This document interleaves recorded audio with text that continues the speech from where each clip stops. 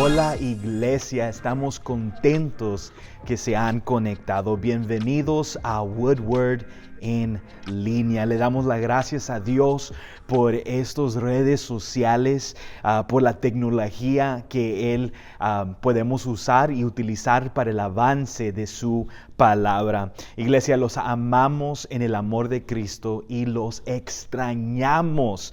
Repito, nuestros servicios en línea son para quienes son de alto riesgo, que en estos momentos no pueden reunirse, no pueden salir de sus hogares. Pero si tú y tu familia se encuentran en buena salud, por favor, iglesia, es tiempo de regresar a la casa de Dios. No se quede en su casa, pero los invitamos que vengan a la casa de Dios. Estamos tomando toda medida de precaución y todos los protocolos que van a ser para nuestra seguridad y para la salubridad de nuestra comunidad. Pablo habla sobre la importancia de reunirnos. Somos una comunidad y Dios no te ha llamado para que tú seas la vida solo, pero sí en una comunidad, juntamente con hermanos y hermanas que aman al Señor. Nosotros no declaramos ser perfectos aquí en Woodward en español, pero sí somos una congregación y una comunidad de fe que ama al Señor y amamos a nuestro prójimo. Es tiempo de regresar a la casa de Dios. No es un eslogan, pero sí es un estilo de vida. Y en estos momentos quiero que me acompañen al libro de Primera de Reyes, capítulo 18, y vamos a leer versículo 20 y 21. Cuando lo tienen, te animo que allí en el chat pongan un amén. Queremos que ustedes participen. Nosotros somos una comunidad, aunque estamos en línea, para los que tienen alto riesgo. Pon un amén y vamos a continuar. Y la palabra de Dios se lee en la siguiente manera: en nombre del Padre, del Hijo y del Espíritu Santo. Acab envió mensaje a todos los hijos de Israel y reunió a los profetas en el monte Carmelo. Elías se acercó a todo el pueblo y dijo: ¿hasta cuándo vacilaréis entre dos opiniones? Si es del Señor, es Dios, síguenle, y si Baal, síguenle a él. Pero el pueblo no le respondió ni una palabra. ¿Hasta cuándo vacilaréis entre dos opiniones? Te invito que ores conmigo. Padre, te damos gracias por este día. Te damos gracias por el regalo de la vida. Te damos gracias, Señor, porque hasta aquí, Señor, has perseverado nuestras vidas, Señor. Padre, en este momento te invitamos, donde sea que a lo mejor estamos mirando esta grabación, te invitamos en nuestros hogares, en nuestra recámara, en nuestra cocina, en nuestra sala. Te invitamos, Señor. Padre, que tu palabra penetre lo más profundo de nuestro corazón, Señor. Padre, que tu palabra sature nuestras mentes y nuestros corazones, y que nosotros podamos ser confrontados con tu verdad. En el nombre poderoso de Jesucristo te lo pedimos. Amén y amén. Un poco del contexto para poder ayudarnos a entender la significancia de este momento. Por el pecado del pueblo, Dios no permitió que lloviera. Santiago capítulo 5 versículo 17 nos delata que no llovió por 3 años y por 6 meses. La lluvia es una señal de bendición. La sequía es una señal de advertencia. En el Antiguo Testamento esta era la forma en que Dios utilizaba para confrontar y llamar atención de su pueblo. Iglesia, Dios utiliza los tiempos de sequía en nuestras vidas para confrontarnos y para llamar nuestra atención. Cuando nosotros estamos desobedientes, cuando nosotros estamos rebeldes, cuando nosotros decidimos vivir en la carne y no en el espíritu, Dios usa este tiempo de sequía para confrontarnos y llamar nuestra atención. Vivir en desobediencia es vivir soberbios. Somos obedientes a mi manera y no importa si mi manera contradice la manera de Dios, porque soy soberbio. Yo sé lo correcto para mi vida y para mi familia. Vivir en rebeldía es vivir egocéntrico y no cristocéntrico. Siempre se trata de lo que yo hago para otros y nunca se trata Dios trabajando en mí para usarme para bendecir a otros. Vivir en la carne es vivir tomando decisiones sin consultar la palabra de Dios ni en oración. Estoy fascinado cómo personas, como humanos, tomamos decisiones como de la nada, sin consultar a Dios en oración. Proverbios capítulo 3, versículo 6 dice, reconócele. En otras palabras, consulta a Dios, reconócele en todos. No dice en unos, pero dice en todos tus caminos y Él enderezará tus sendas. En otras palabras, Dios hará tus caminos derechos y no nomás eso, pero los prosperará. Iglesia, antes de tomar una decisión, consulta a Dios. Es el mejor consejo que yo recibí y es el mejor consejo que yo puedo compartir con ustedes como su pastor. Antes de tomar una decisión, consulta a Dios. Si tienes que hacer una decisión, no lo hagas sin consultar a Dios. No importa si es una decisión pequeña o si es una decisión grande que va a afectar tu futuro, consulta a Dios. Cuando somos soberbios, somos egocéntricos y no consultamos a la palabra de Dios ni en oración, nosotros estamos viviendo fuera de la voluntad de Dios, igualitos como el pueblo de Dios, del pueblo de Israel. Israel se creyó que eran autosuficientes, que ya no necesitaban a Dios y ahora están viviendo en una sequía. Iglesia, la principal fuente de agua natural en Israel es el mar de Galilea. La fuente del mar de Galilea es el río de Jordán, que fluye desde el mar muerto, cual es el único depósito natural que solo se repone cuando llueve. Cuando se retiene la lluvia, y en este momento Dios retuvo la lluvia, detuvo que lloviera sobre Israel. Cuando se retiene la lluvia, ¿qué hace? Los arroyos se sequen, trayendo un tiempo de incertidumbre, inciertos cuándo va a ser la próxima cena, cuándo va a ser la agricultura, la semilla, lo que sembramos, si va a crecer, porque sin la lluvia no crece la agricultura.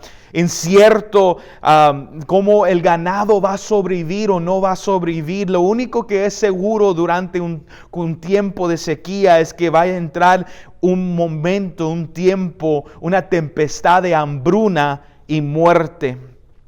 La sequía de nuestras vidas significa que los recursos naturales que nosotros disfrutamos en nuestras vidas son detenidos. ¿Cuáles son esos recursos naturales que nosotros disfrutamos? Es el amor, el gozo, el paz del Señor. Es el favor y la gracia de Dios. Es el Espíritu Santo en nuestras vidas. Iglesias, tú no tienes lo que tienes por tus propias fuerzas. Tú no has podido obtener lo que has obtenido o logrado lo que has logrado por ti mismo. Dios te lo ha permitido y Dios lo puede detener. Dios aprieta, pero no ahorca, para que tú reconozcas, para que yo reconozca, para que nosotros reconocemos que Él es el Dios verdadero. Para que tú reconozcas, para que yo reconozca, para que todos reconocemos que Él debe de tener el primer lugar en nuestras vidas. Puede ser que en este momento tú no puedes sentir la presencia de Dios. Puede ser que en estos momentos tú estás pasando por una sequía espiritual. Puede ser que oras y buscas de Dios, pero no encuentras una respuesta porque estás en una sequía espiritual. Y dale gracias a Dios que estás en una sequía, porque pasando por esa sequía cual estás pasando, porque no es un castigo, pero sí es una advertencia. La sequía es la manera que Dios nos confronta nuestras acciones pecaminosas, confronta nuestros pensamientos pecaminosos, confronta nuestros deseos pecaminosos, confronta nuestro estilo de vida pecaminosa. La lluvia paró por el pecado de la gente, porque la gente era mala, eran corruptos, solamente pensaban en ellos mismos y en su dinero. Primera de Reyes capítulo 16 versículo 30 nos dice: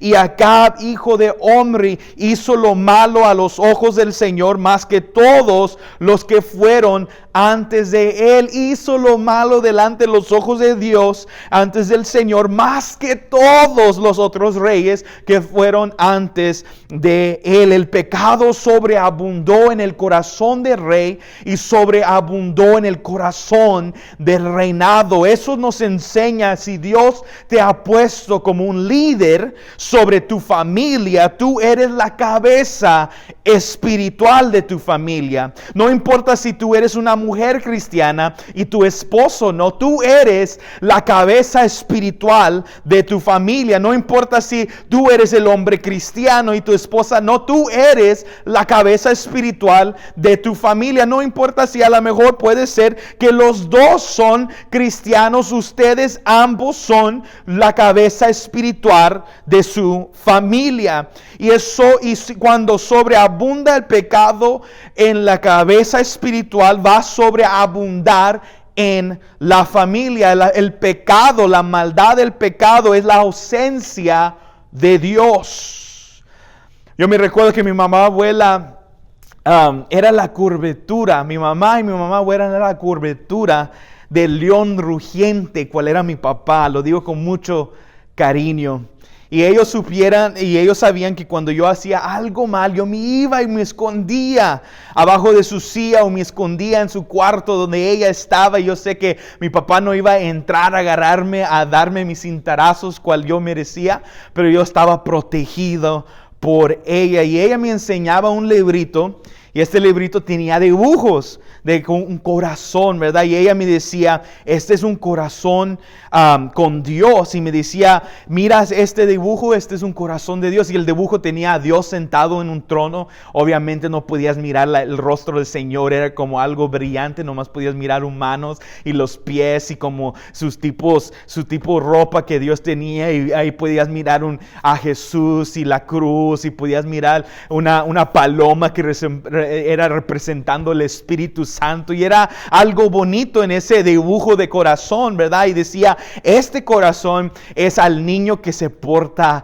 bien, este corazón es de un niño que es obediente, este corazón es de un niño que hace caso a su mamá, a su papá y su mamá, abuela. Y cuando decía mamá, abuela, me tiraba una mirada como diciendo: tú puedes hacer este niño. Ahora déjame enseñarte un dibujo de un corazón que no es de Dios, que un dibujo de corazón que es de un niño que no se porta bien, de un niño que es desobediente, que un niño que no le hace caso a su mamá y su papá y su mamá, abuela. Y me miraba con intensidad. Yo supe que ella me estaba hablando a mí, pues cuando me enseña el dibujo casi tengo un ataque de corazón, porque es un dibujo y tiene la cara del diablo sacándome la lengua y sus demonios alrededor de él. Qué experiencia dramática, pero pude mirar un corazón con Dios y un corazón sin Dios. Y si nosotros, cuales somos humanos, no tenemos a Dios en nuestro corazón, entonces lo que tenemos es el diablo que se está sacando la lengua como un monstruo en nuestro corazón. Iglesia, si Dios no está en tu corazón, no está en tu hogar. Si Dios no está en tu corazón, no habita el amor, el paz y el gozo del Señor, pero habita los deseos de la carne, habita la voluntad de Satanás en tu vida, habita en ti. El que está sentado en el trono no es Dios, pero es alguien más, y es porque hay pecado en tu corazón, hay pecado en nuestros corazones, y el pecado es algo que tenemos que poner atención sobre eso. Santiago capítulo 4 versículo 17 dice: y aquel pues que sabe hacer lo bueno y no lo hace, le es pecado. Juan capítulo 8 versículo 34, Jesús le respondió: en verdad os digo. Si Jesús dice en verdad, dos veces en verdad, es importante. Eso tenemos que poner atención. En verdad os digo que todo el que comete pecado es esclavo al pecado. Romanos capítulo 6 versículo 23 dice: porque la paga del pecado es muerte. El pueblo de Dios sabían hacer lo bueno, tenían la ley, conocían a Dios, tenían historias de un Dios poderoso, un Dios que cuidaba, un Dios que estaba con ellos mientras ellos seguían la voluntad de Dios, obedecían a Dios. Mirábamos a esto y lo que podemos notar es que conocían lo que era bueno, y en este punto en sus vidas no lo están haciendo.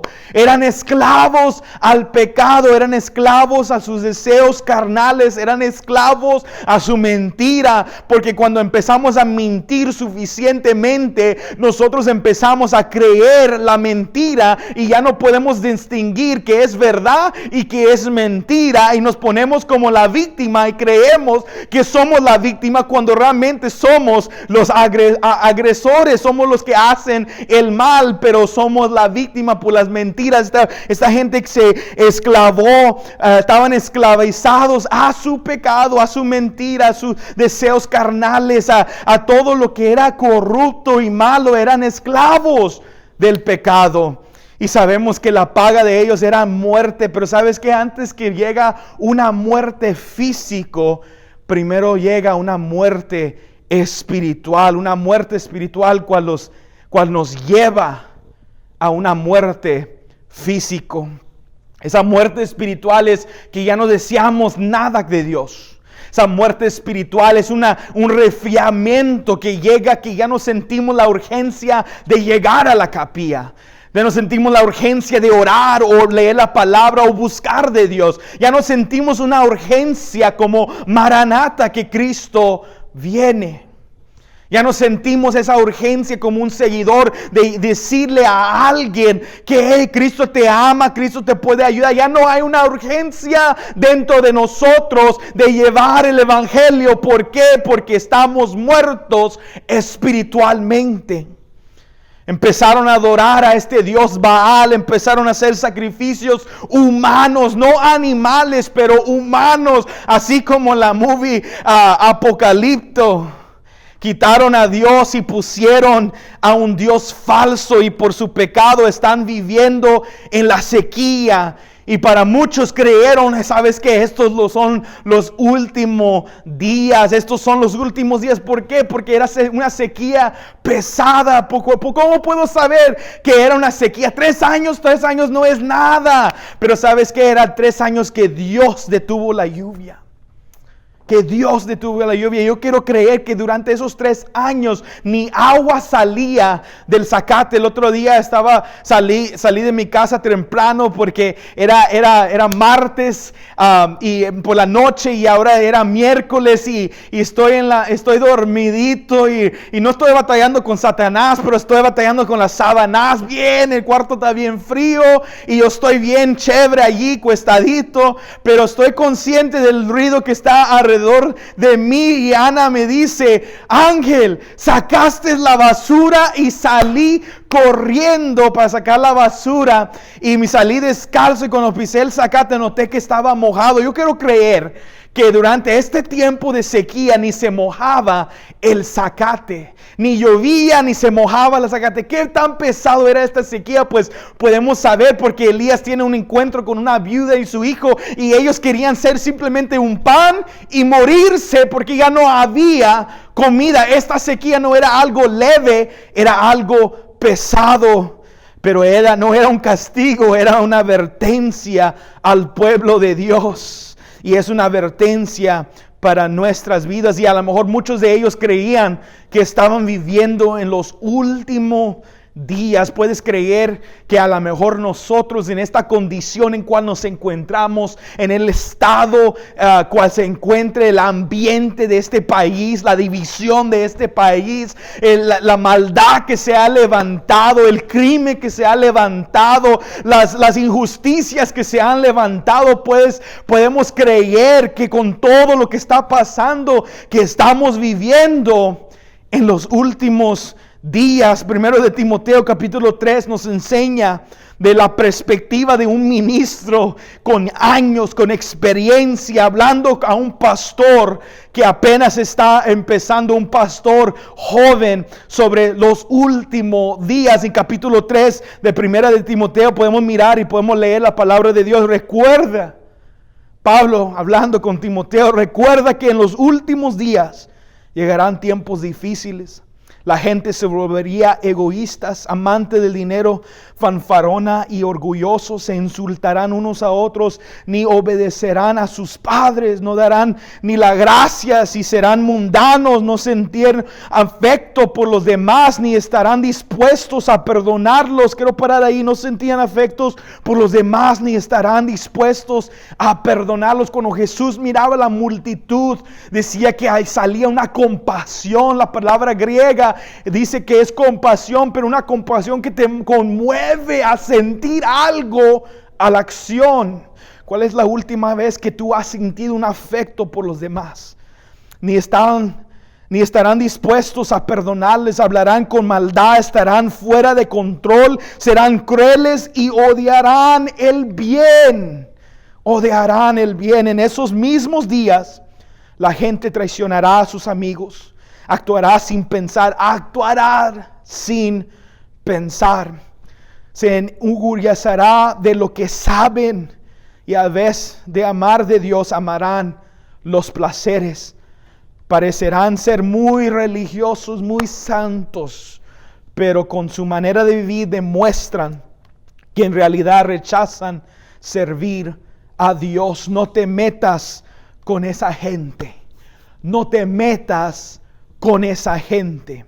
¿Hasta cuándo vasarías entre dos opiniones? El pueblo de Israel no pudo recibir la bendición de la lluvia si no era por ser confrontados por Dios, porque luchaban con dos opiniones. Si es Dios, si es Jehová, lo servimos.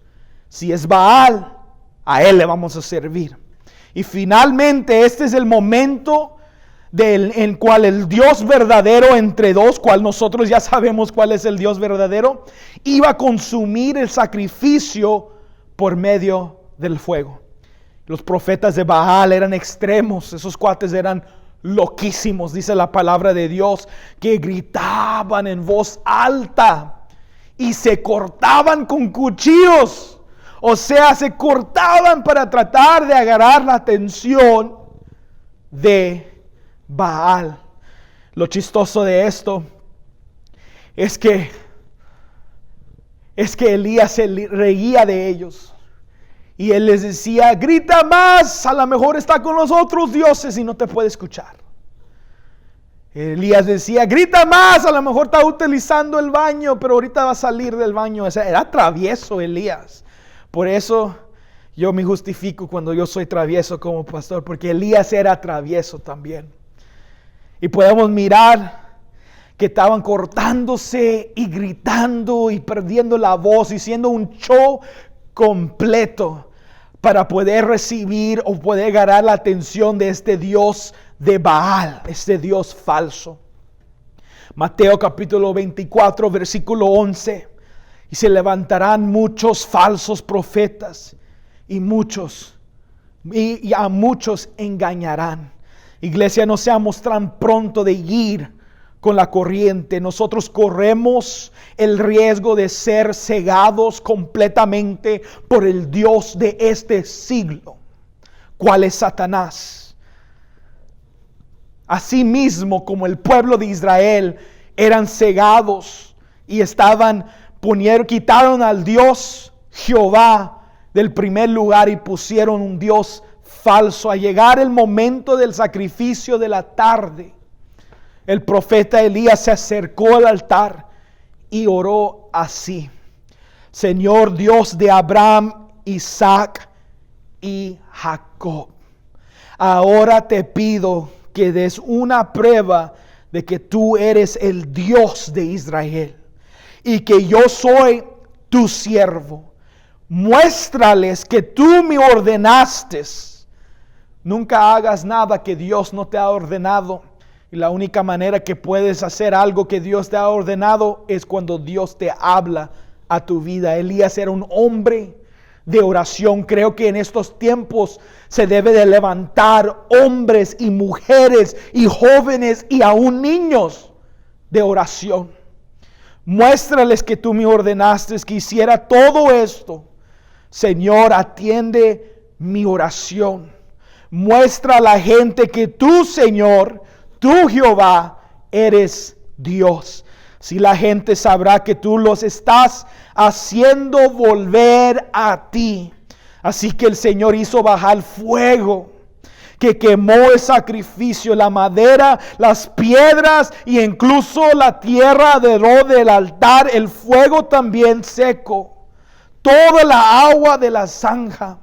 Todo el pueblo vio esto, se postraron y comenzaron a decir: el Señor Jehová es Dios, el Señor Jehová es Dios. Cuando somos confrontados, somos transformados y podemos declarar que el Señor Jehová es Dios.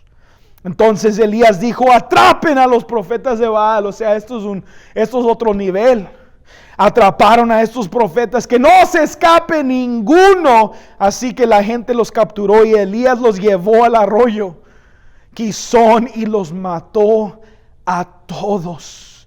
Recuerdan que podemos llegar a una muerte espiritual, como estos profetas de Baal llegaron a una muerte espiritual. Ahora, por la muerte espiritual, llegaron a su muerte física.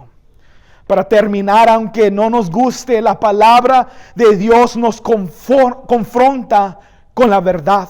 Iglesia, Jesús es el camino, es la verdad y es la vida. Jesús es la luz del mundo que ilumina mi pecado y tu pecado y nos ilumina el pecado en nuestras vidas. Jesús confrontó las ideologías, las filosofías y la teología de su día. Jesús confrontó todo paradigma de la sociedad de su tiempo. Jesús confrontó sus discípulos, confrontó la gente que los seguían, confrontó los políticos y los líderes religiosos. Jesús confrontó: hermano, hermana, no podemos ser transformados si no somos confrontados con la verdad, si no somos confrontados con Dios, de la palabra de Dios. Jesús todavía nos sigue confrontando en amor y por amor, para mejorar, para ser mejores humanos, para ser mejores seguidores, discípulos de Jesús. El momento de declarar que Dios es el verdadero Dios es hoy. Jesús te sigue confrontando, me sigue confrontando en amor y por amor. No podemos seguir viviendo con dos pensamientos, con dos perspectivas, con un pie dentro de la iglesia y otro pie fuera de la iglesia. Es tiempo que reconocemos que Jesús, que Dios, que el Espíritu Santo es Rey en nuestras vidas, que Él es el Señor de nuestras vidas. Y cuando permitimos que Dios nos confronte con la palabra, podemos ser transformados por su misericordia y su gracia. Iglesia, permítame orar. Incluso te animo, después de escuchar esta grabación, que tú ores Y si estás solo, ora solo, porque no estás solo, porque Dios está contigo. Si tú estás en familia, ora en familia, porque Dios está con ustedes. Vamos a orar. Padre Santo, venimos delante de tu presencia y te damos toda la honra y toda la gloria, Señor. Gracias por tu palabra, gracias porque a través de esta historia podemos mirar que tú sigues confrontando las áreas cuales todavía no hemos entregado. Señor, danos la valentía, Señor, de reconocer y humillarnos, Padre, para entregarnos cada área de nuestra vida, nuestro corazón, nuestra mente, Padre Santo, que lo podemos entregar a ti para que tú nos transformes, Señor. Padre, transfórmanos así mismo como Pablo habla que lo viejo se ha ido y ahora hay una nueva humanidad, un nuevo hombre, una nueva mujer en Cristo. Somos nuevas criaturas. Confróntanos, Señor. Derrama fuego desde los cielos y consume todas nuestras iniquidades, Señor. Confróntanos, Señor. Confronta mis acciones pecaminosas, mi mentalidad pecaminosa. Confronta las decisiones que hemos tomado y no te hemos consultado, Señor. Confronta las áreas de nuestra vida que tenemos que cambiar, Señor, porque somos un proceso hasta el día del Señor. Cuando tú llegues, por fin vamos a ser completos. Pero hasta tanto somos un proceso. Confronta nuestras mentalidades, nuestras perspectivas, confronta nuestro corazón y nuestra mente. Busca, examina, Señor, nuestras vidas. Confróntanos con tu verdad en amor y por amor. Ayúdanos a ser obedientes a tu palabra, someternos a tu palabra, Señor. En el nombre de Jesús te lo pedimos. Amén y amén. Iglesia, yo te quiero animar que tomes unos momentos y ahí donde tú te encuentras que tú oras, y a lo mejor esta oración va a ser una reconciliación a llegar de nuevo a los pies de Cristo. A lo mejor esta oración es tu primera vez entregando tu vida a Jesús, pero yo te quiero animar que lo hagas. Por favor, si lo has hecho por la primera vez, déjanos saber. Nosotros queremos orar contigo, orar por ti y orar contigo. Iglesia, vamos a orar esta oración juntos.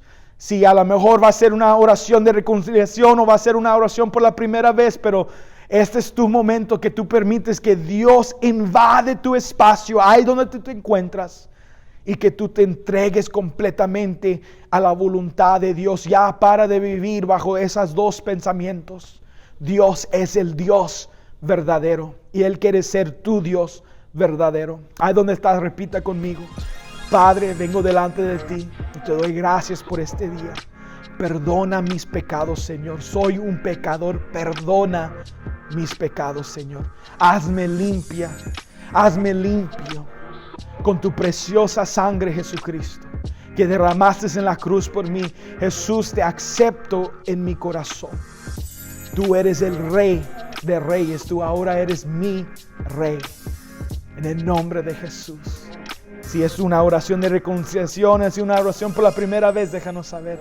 Aquí estamos para orar contigo y orar juntamente contigo. Dios los bendiga. Disfruten de su domingo. Adiós, iglesia.